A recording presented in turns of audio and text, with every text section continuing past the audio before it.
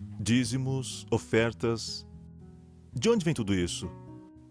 As pessoas às vezes se perguntam sobre o dízimo, quanto deve ser e se de fato se aplica nos dias de hoje em tempos modernos. O dízimo, como mencionei no vídeo anterior, é um sinal de nossa fidelidade a Deus.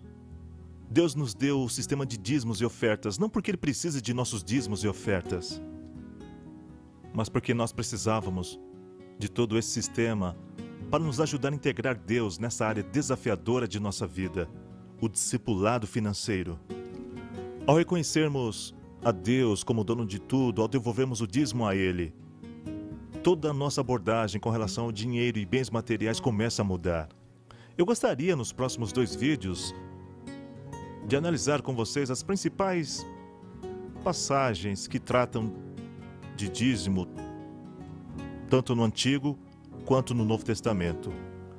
À medida que viajo ao redor do mundo, sempre faço a seguinte pergunta: qual é o propósito principal do dízimo? Sabe qual é a resposta mais comum, quase 95% das vezes? A resposta é sustentar o ministério, prover fundos para a igreja e para os pastores. Sério? Vocês provêm fundos para os pastores e a igreja? Então eu pergunto: qual igreja? Qual ministério pastoral ou sacerdotal Abraão sustentou com seu dízimo? Mas e quanto a Melquisedeque? Bem, essa foi a primeira vez que vimos o tema do dízimo mencionado na Bíblia. Encontramos isso em Gênesis capítulo 14, versículo 20, quando Abraão saiu com seu exército particular e alguns reis para derrotar os outros reis que sitiaram Sodoma e Gomorra e levaram cativos todos os cidadãos, incluindo Ló e sua família, sobrinho de Abraão. Ao voltar com todo o despojo da vitória dessa guerra, Melquisedeque, o rei de Salém, antigo nome de Jerusalém, Melquisedeque vem para se encontrar com Abraão. E abençoou e disse: bendito seja Abraão pelo Deus Altíssimo. E Abraão deu-lhe o dízimo de tudo. Abraão reconhece esse sacerdote e dá a ele 10% de tudo o que tem, reconhecendo a bênção de Deus. Mas foi uma vez. E não há novo mandamento para se fazer isso. Não há nenhum início do sistema de dízimo aí. Era como se fosse parte da vida cotidiana. Abraão tinha recebido as bênçãos da aliança de Deus. E agora ele reage a essas bênçãos. Na verdade, é uma extensão de uma prática normal. A pergunta que me vem à mente é: o que Abraão fez com os dízimos e ofertas no restante de sua vida? E onde tudo isso começou? A Bíblia não nos diz isso, então temos que usar nossos processos e conjecturas santificadas de pensamento para voltar no tempo.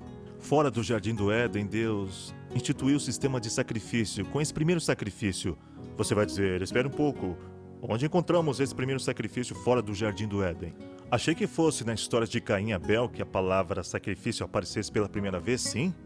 Mas lembre-se, Gênesis 3 nos diz que depois da entrada do pecado, quando Deus veio e se encontrou com eles e prometeu a eles que chegaria o dia, em Gênesis 3,15, no qual o pecado seria destruído, Deus proveu vestimentas de pele de animal para Adão e Eva. Esse foi o primeiro sacrifício em que Deus forneceu o sacrifício para cobrir a pecaminosidade deles. Eu suspeito, e minha conclusão é que Adão e todos os patriarcas adoravam a Deus com seus dízimos em seus sacrifícios na manhã e na tarde. Em outras palavras, não era usado para sustentar nenhum ministério, era usado para adorar a Deus. Minha conclusão é que o propósito principal do dízimo era adorar a Deus em nossa vida, na área material de nossa vida. A seguinte história na qual encontramos dízimo é a história em Gênesis 28, 22, a história de Jacó. Ele está fugindo de casa porque enganou seu pai e seu irmão. Seu irmão quer matá-lo. Ele corre o mais distante que pode e cai de cansaço sobre um travesseiro para sua cabeça, feito de pedra. E no sonho, ele vê o céu aberto com anjos subindo e descendo. Ele vê a Deus e escuta a promessa de Deus de estar com ele, de abençoá-lo e fazer dele uma grande nação. Em resposta a essa bênção prometida, Jacó fez o compromisso de ser fiel nos seus dízimos, de adorar a Deus com seus dízimos.